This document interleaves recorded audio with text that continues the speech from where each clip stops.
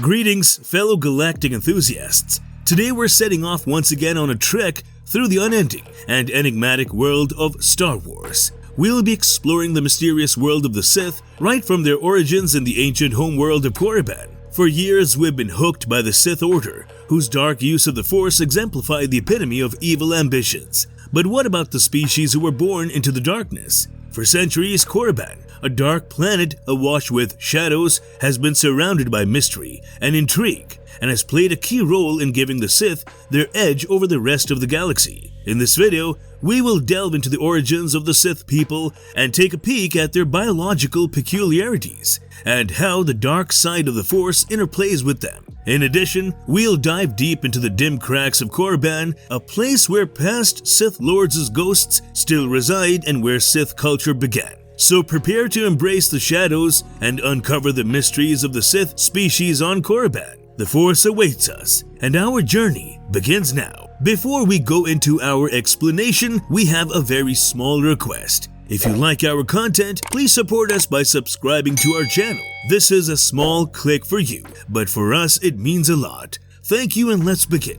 Who are the Sith from Korriban? What do they look like? Around a whopping 100,000 years before you'd find any Star Wars movie playing at a theater near you, something fascinating was happening on a planet known as Korriban. This is where the Sith, those notorious wielders of the dark side of the Force, were evolving. But don't think it stopped there. These guys eventually packed up and resettled on the icy world of Ziost. The Sith species. They weren't exactly a bunch of harmonious beings. Barbarism and infighting were the order of the day in their society. But guess what? Out of all the crazy stuff that kept happening at that time, they somehow still managed to pull off a golden age. It sounds pretty impossible, right? But then, predictably, this did not last for too long. Their civilization hit its peak, and then it all crumbled. The Sith were scattered all over the galaxy. Talk about a fall from grace. However, what truly elevated the Sith above anyone else in the Star Wars universe was their relationship with the Force. They seemed to have a peculiar talent of reaching into the dark side of the Force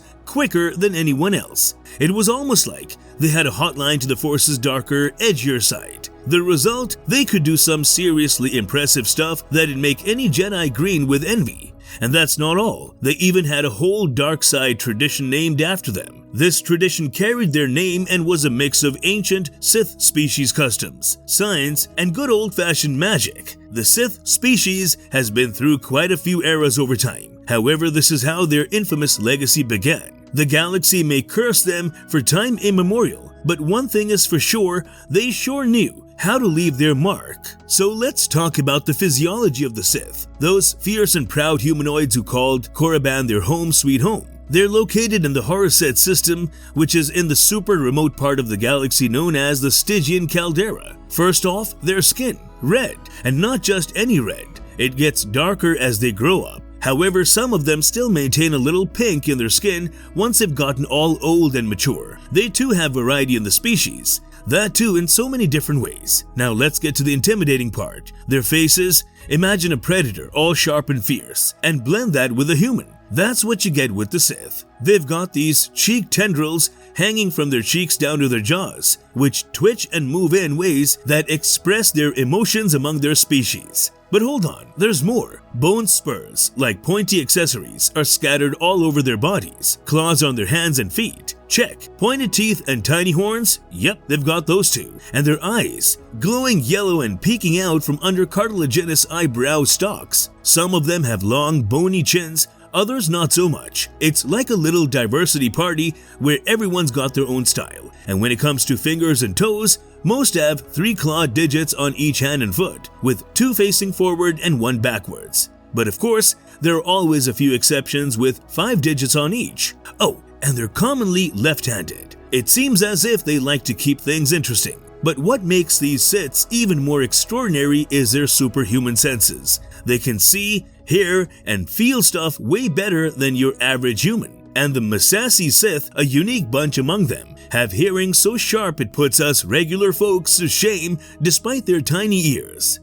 Are they all red? The reason behind their color. Alright, let's dive into the cool stuff about the ancient Sith species, their skin. So these guys were known for rocking some seriously red skin when they were little Sith babies. They'd start with a light red pigment, like they're dipped in a reddish hue. But here's where it gets interesting. As they grow up, that skin tone would go all dark and intimidating, turning into a fierce crimson. Now sure, there were always a few rebels in the bunch. Some Sith had their skin go a bit more pink as they aged, which was a tad unusual but definitely added some variety to the mix. But let's be clear, crimson was like the default setting for these folks. But hey, there's more to the story. You see, not everyone stuck to the red theme. There were some outliers in the gang. A handful of Sith were known to sport charcoal-colored skin. Talk about standing out in a crowd. And to keep things interesting, some Sith even had parts of their skin turning brown as they got older. So there you have it. The skin saga of the ancient Sith, from light red to intimidating crimson, with a few pink and charcoal twists thrown in for good measure. These guys sure knew how to keep things colorful. Why are they called Sith? So here's a scoop on Korriban. It used to be the Sith's home world, but it went downhill fast and became totally unlivable. Essentially, many of them had to bid farewell to their old haunt with the knowledge that if they stayed, they would be part of one big cemetery. Not a great place to be in, was it? Now, after all that happened, you think they would at least have some new and powerful rulers or leaders emerge, but nobody really did, not even one. This left the Sith with a leadership vacuum. But guess what? In 6900 BBY, some expelled Jedi who had been kicked out during something known as the 100-Year Darkness happened to arrive on Korriban. These Jedi weren't your typical lightsaber-wielding do-gooders anymore. They'd gone rogue and were all about tapping into the dark side for power. Here's the kicker. When they got to Korriban, they stumbled upon a whole bunch of Force-sensitive locals, the original Sith. It was like a meeting of the dark minds. These exiled Jedi were then shown the dark side by the Sith,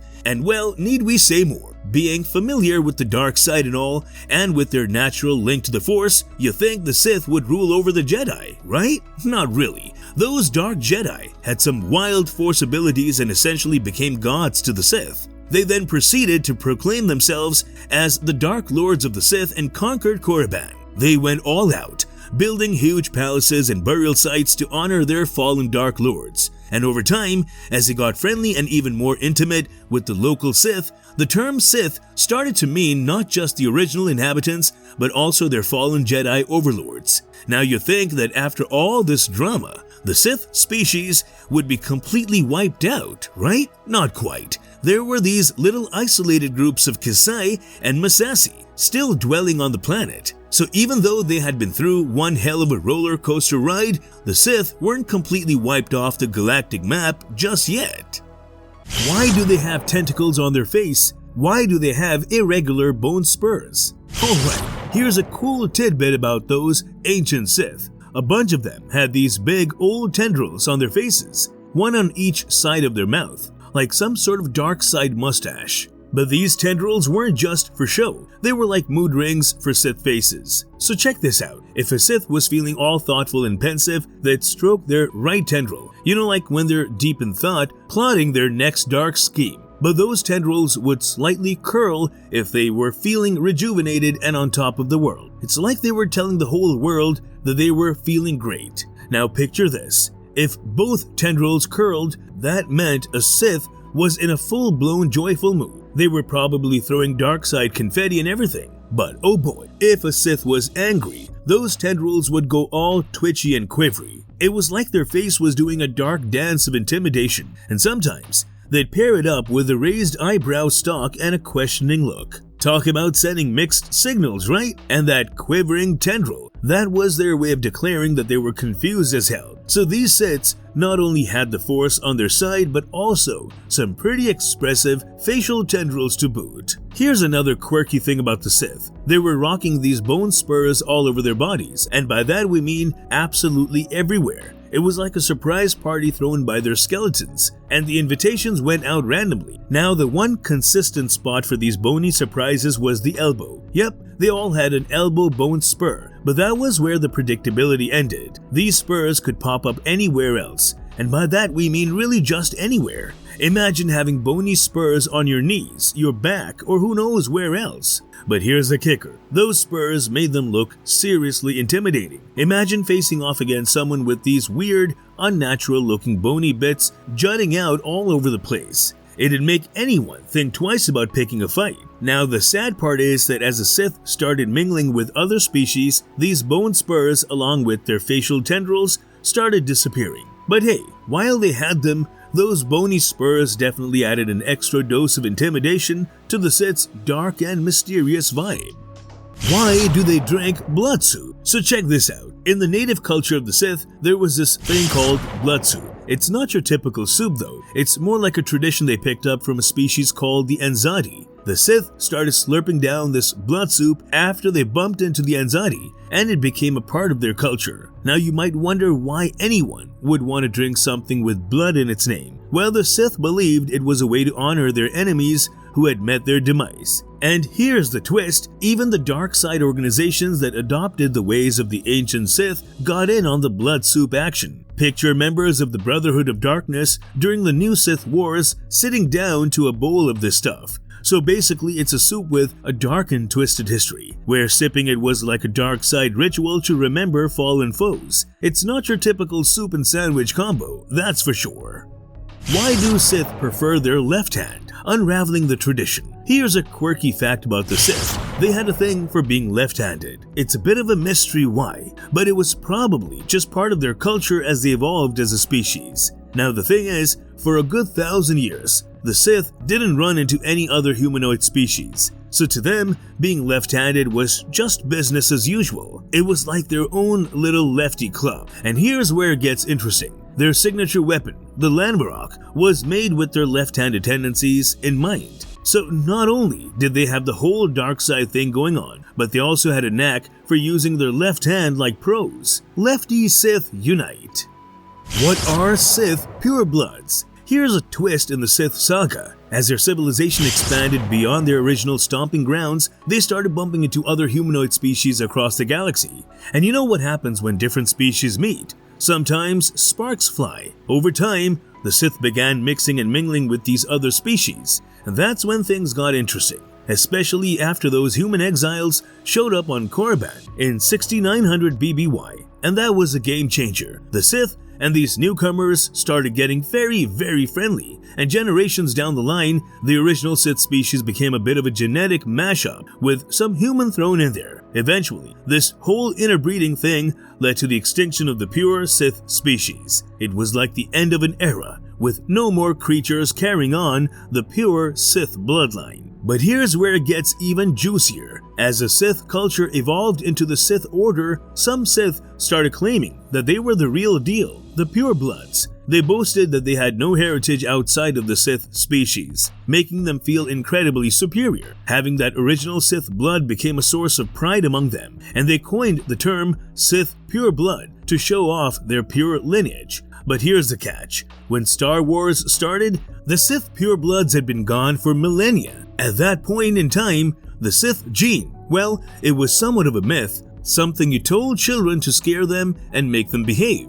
And well, that was all that was left of the true Sith of Korriban.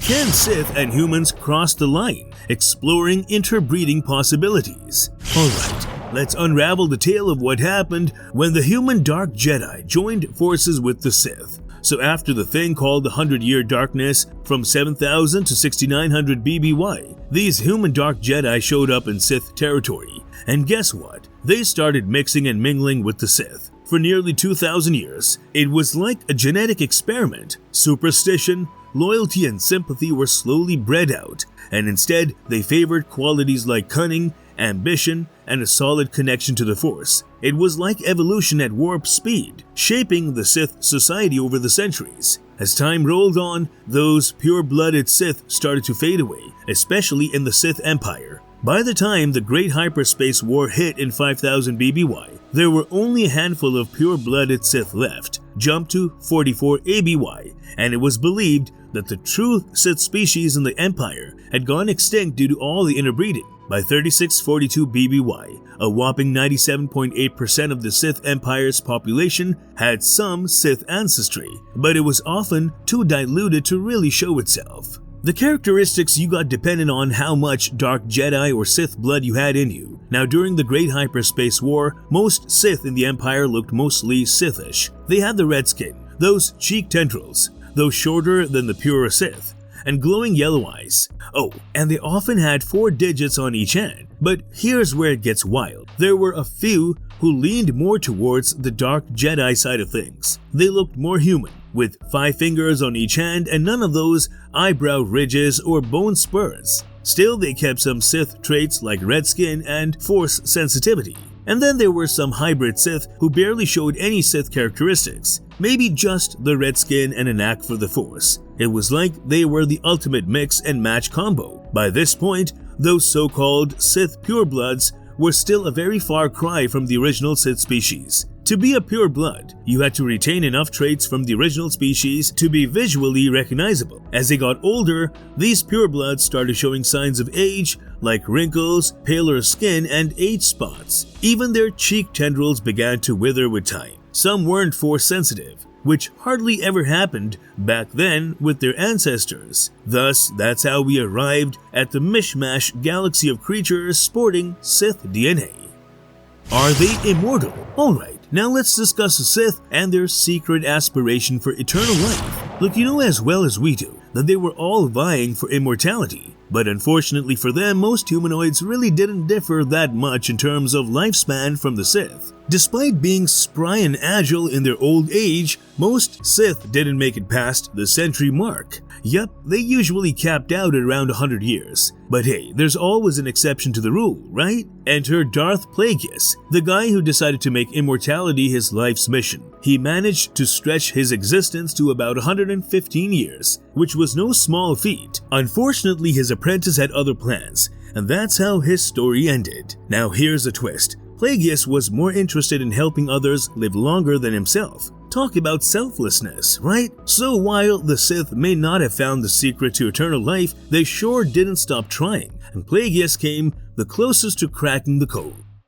Marvelous verdict! And there you have it, fellow galactic explorers, the mesmerizing journey into the heart of the Sith species on the ancient world of Korriban. From their crimson skin and distinctive facial tendrils to their unique left-handed tendencies and bone spurs, the Sith were a formidable and enigmatic species. We've explored their past, covering every period of time from their beginnings on Korriban, through interbreeding, all the way up to the creation of the Sith Order, their hunger for strength, their connection to the dark side of the Force, and their search for eternal life have marked them as wholly different from any other species in the Star Wars universe. Reflecting on the lineage of the Sith, you realize how even something as old and significant as an entire race can go through an overhaul in just a few years. So if you liked our content, don't forget to leave a like and subscribe to us if you haven't already. Have a good one and be safe. Thank you and see you soon.